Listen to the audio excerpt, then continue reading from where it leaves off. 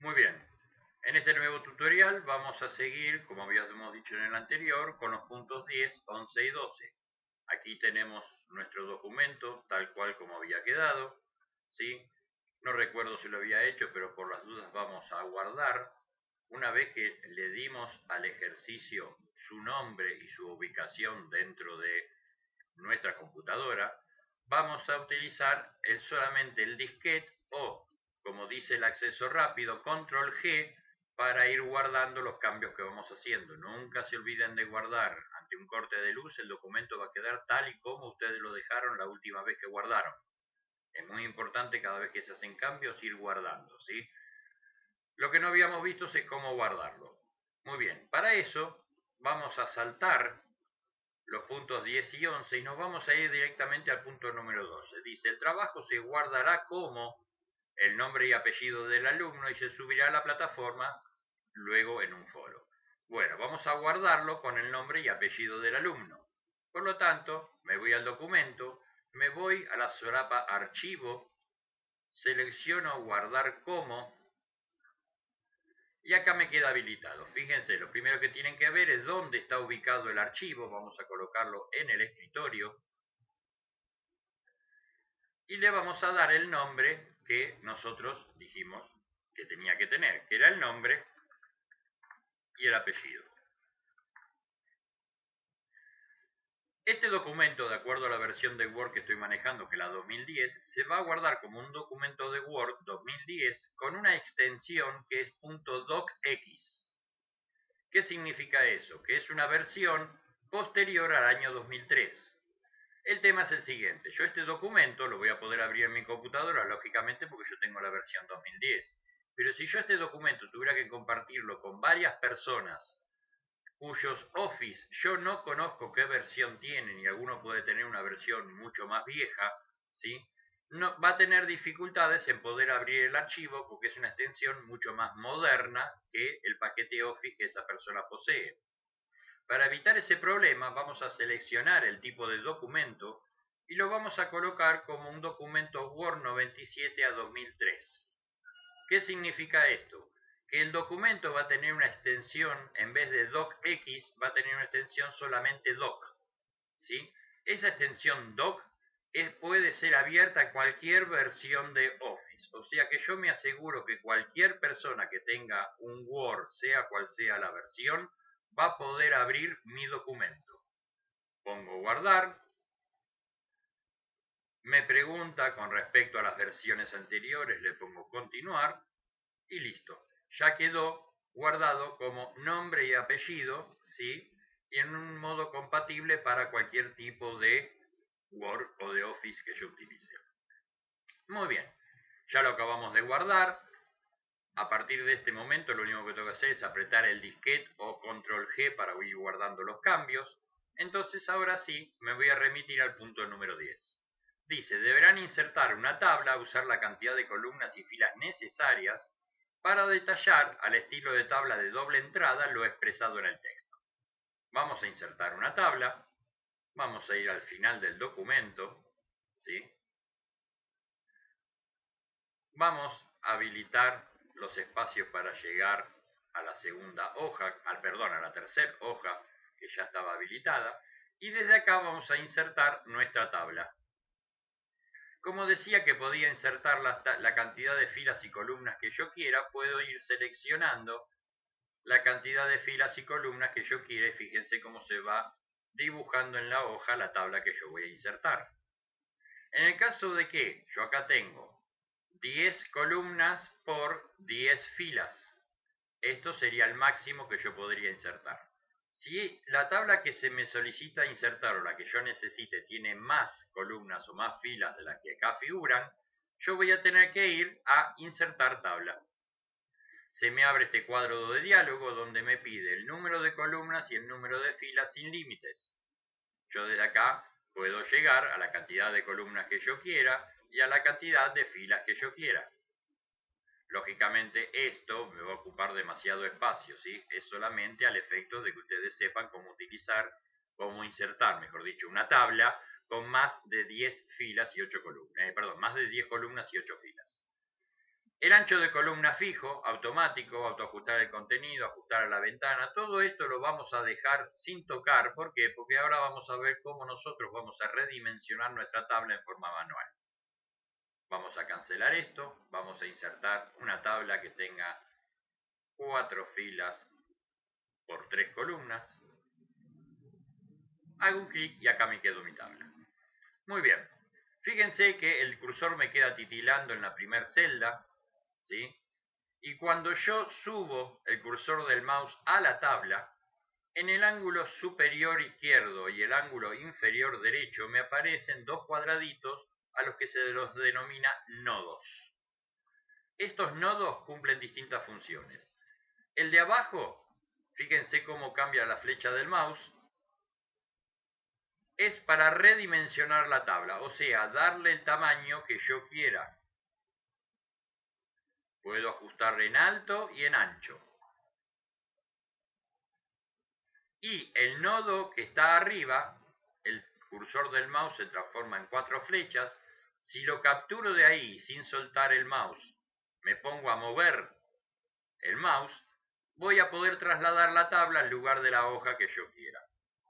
Vamos a dejarla en el medio y acá me quedó mi tabla. Los contenidos de la tabla, yo dije que podían insertar lo que ustedes quisieran al estilo de tabla de doble entrada. ¿Qué es una tabla de doble entrada? Por ejemplo, les voy a dar un ejemplo numérico que no tiene nada que ver con el ejercicio, pero para que ustedes vean. ¿Se acuerdan las tablas de multiplicar? 2, 3, 4. Número 1, número 2. Esto lo que hace es, en la intersección de ambos números, yo voy a tener el resultado de la multiplicación de ellos. O sea, 2 por 1, 2, 3 por 1, 3, 4 por 1, 4, 2 por 2, 4, 3 por 2, 6, 4 por 2, 8. Esto es una tabla de doble entrada, ¿sí?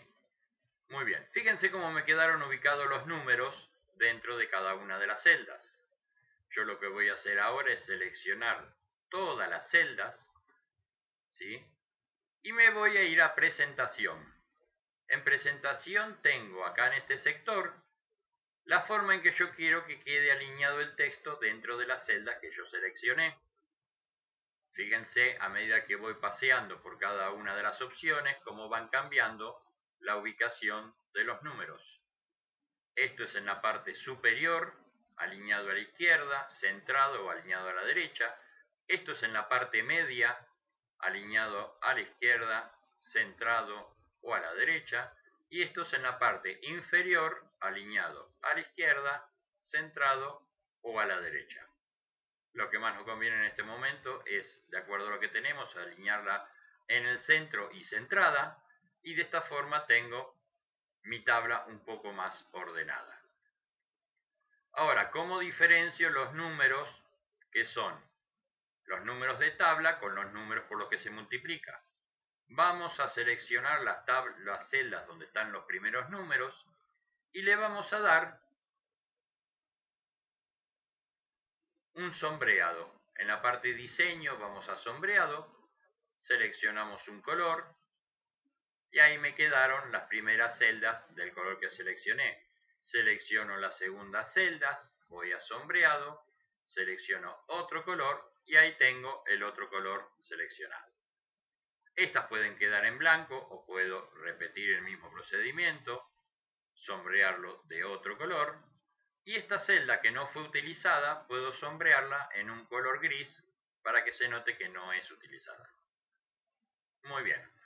Ahora, esta tabla también puede aceptar otro tipo de modificaciones, como por ejemplo los tipos de línea. En diseño tengo los tipos de línea. Puedo seleccionar distintos tipos de línea. Vamos a seleccionar este para hacer los bordes exteriores. Fíjense cómo el cursor del mouse se me transformó en un lápiz. ¿Qué es lo que tengo que hacer? Vengo sobre la línea que quiero modificar. Fíjense que acá arriba quedó ya la línea seleccionada. Y una vez que estoy arriba, apretando el mouse y sin soltar, voy pintando el tipo de línea que yo quiero y donde quiero. Al soltar, se transforma la línea.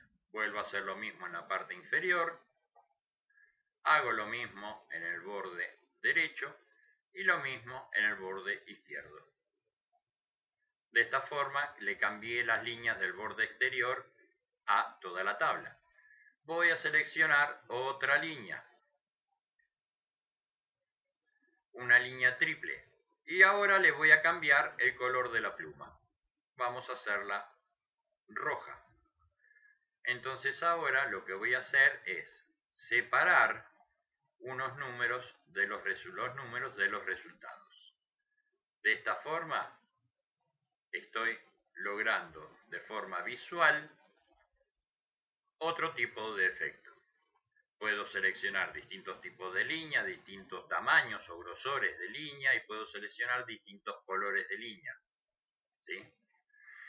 Si me arrepintiera de alguna de los cambios que yo hice, puedo venir a lo que es el borrador, se me transforma el cursor en una goma y puedo hacer desaparecer, por ejemplo, una línea.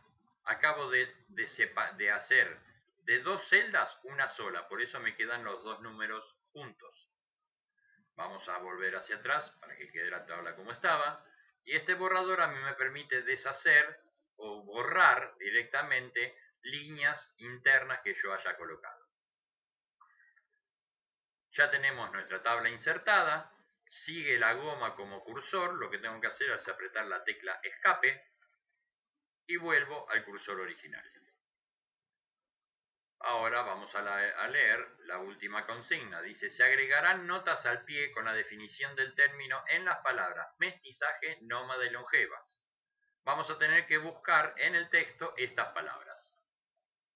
Vamos a volver a nuestro texto, empezar a leerlo para recordar dónde estaba cada una de esas palabras. O de lo contrario, aprieto control B larga y me aparece este cuadro de diálogo que me permite a mí buscar palabras dentro de este texto. Por lo tanto, escribo mestizaje. Ahí apareció. Ya me la marcó dónde está mestizaje. ¿Qué es lo que voy a hacer entonces? Voy a seleccionar esta palabra, cierro el cuadro de diálogo de búsqueda y me voy a ir a el menú Referencias. En referencias me voy a encontrar con insertar notas al pie o insertar notas al final. ¿Qué son estas notas? Estas notas van a ser unos números que se van a insertar en la parte superior al estilo superíndice en la palabra, pero me va a habilitar en la parte inferior de la hoja o en la parte inferior de la última hoja del documento ese mismo número para que yo busque la referencia y entienda esa palabra qué es lo que significaba o esa palabra de dónde viene. Vamos a hacerlo con mestizaje. Nota al final es al final del documento. Es incómodo porque yo tendría que ir a la última hoja del documento para saber cuál es la aclaración sobre esta nota. Por lo tanto, las notas siempre conviene insertarlas al pie de cada una de las hojas, cosa de que la aclaración esté en la misma hoja donde está la palabra. Aprieto, me aparece el número 1 en superíndice en la palabra mestizaje y acá abajo me aparece el 1 y el cursor titilando para yo poder escribir la definición de esa palabra. Como me ahorré tiempo, tengo las definiciones ya escritas, las copio, voy al documento y la pego acá abajo. Vamos a achicar la fuente porque quedó demasiado grande. Vamos a ir a inicio, la vamos a dejar en Arial, pero la vamos a poner en un tamaño 9. Fíjense que el 1 es muy chiquitito, en un tamaño 8 también convendría. Muy bien. Esto significa que cuando la persona que está leyendo venga y llegue a la palabra mestizaje y vea este 1, se va a dar cuenta de que hay una aclaración con respecto a esta palabra. Va a ir a la final de la hoja y acá está la definición o la aclaración que se hizo con respecto a esta palabra. Lo vamos a ir manejando de acuerdo a los números. 1, 1. Vamos ahora a buscar la siguiente palabra, que era nómada. aprieto control V larga, me quedó mestizaje escrito, voy a escribir nómada,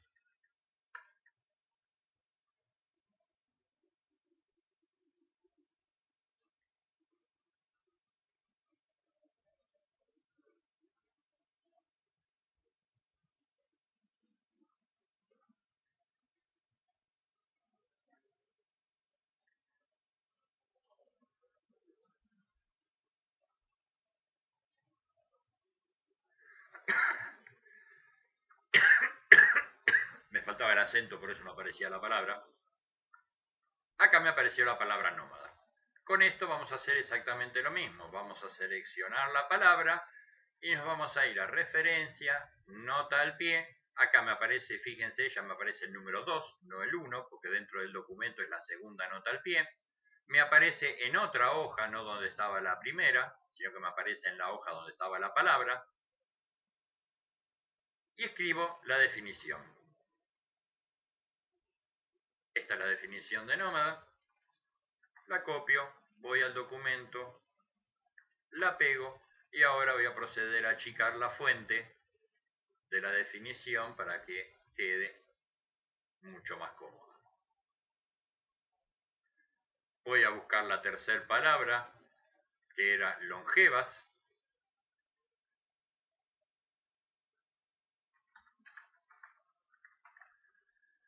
Acá me apareció la palabra longevas. Voy a seleccionarla.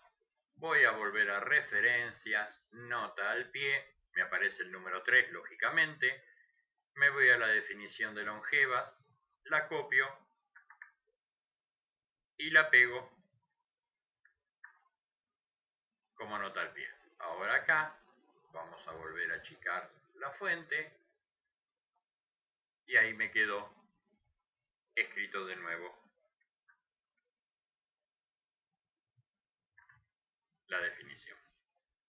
Ya con esto hemos insertado las notas al pie que nos pedía el punto número 11. El número 12 ya lo habíamos hecho, lo único que nos faltaría sería subirlo a la plataforma dentro del foro correspondiente para enviárselo al docente. Este es nuestro documento ya terminado, lo guardamos y hemos finalizado con la tarea que se nos solicitó. Espero que les haya servido, nos veremos en la próxima clase.